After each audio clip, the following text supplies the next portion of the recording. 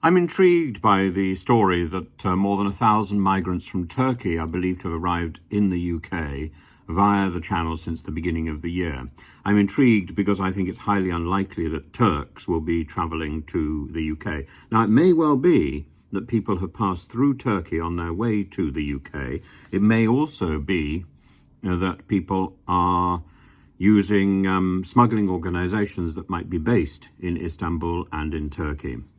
But I think it's highly unlikely that Turkey itself will have a record of these people and therefore will be in a position to take them back. I will be speaking to a Turkish journalist later on today, and I will try and post that conversation on my channel as soon as I can ascertain whether or not there's any truth in this story. I think this is a story being peddled by the Home Office to distract. Robert Jenrick apparently is going to Turkey to arrange an agreement with Turkey similar to that with Albania. Well, of course, the arrangement with Albania has been long in coming and has been demanded and demanded and demanded by the Albanian government. And finally, the British government has done something. It's not done exactly what the Albanian government requested, but it's done something. And I think it's highly unlikely that the Turkish government has been making the same request of Britain, because I don't think Turkey would see itself as responsible for what's coming across the channel. But I'd be very interested to find out more, and I will be talking to my Turkish friends later on today.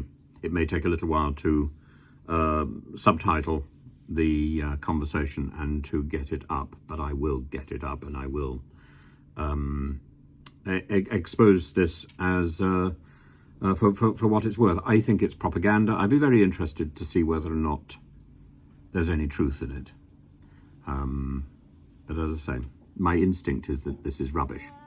And I think this is also partly to counter the Baroness Chakrabati initiative, which is demanding that the European Court of Human Rights is acknowledged in the illegal migration bill, which effectively will mean that Suella Braverman and her cronies will not be able to ignore European judges in the European Court of Human Rights, which is part of the agreements that we are still under.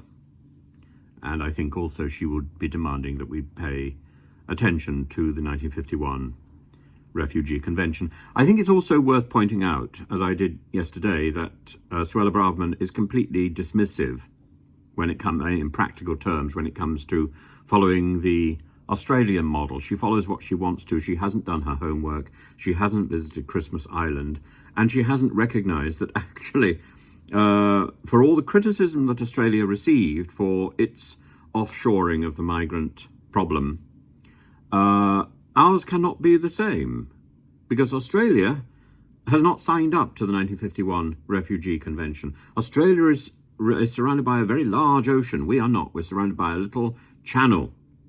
It's a very different matter. There are sharks. There are extraordinary predators in that ocean that surrounds Australia.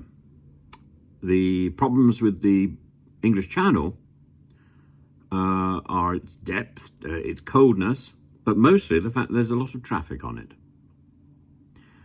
So I think I think the idea that